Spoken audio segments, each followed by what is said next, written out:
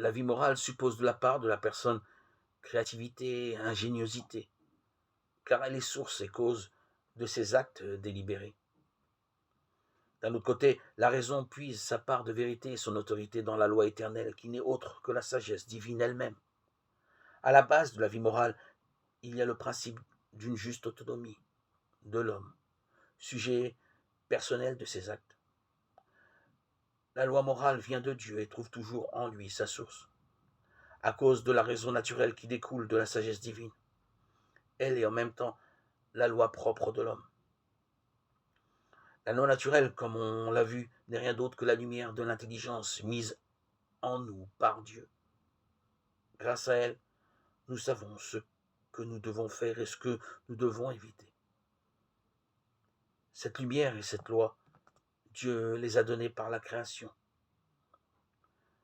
La juste autonomie de la raison pratique signifie que l'homme possède en lui-même sa loi reçue du Créateur. Toutefois, l'autonomie de la raison ne peut pas signifier la création des valeurs et des normes morales par la raison elle-même.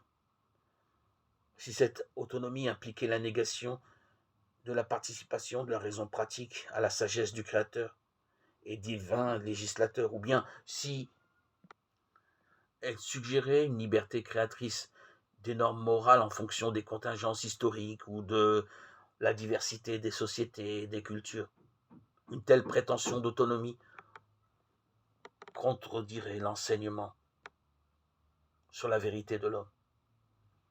Ce serait la mort de la liberté véritable. Mais de l'arbre de la connaissance du bien et du mal, tu ne mangeras pas, car le jour où tu en mangeras, tu deviendras passible de mort. Genèse 2, 17.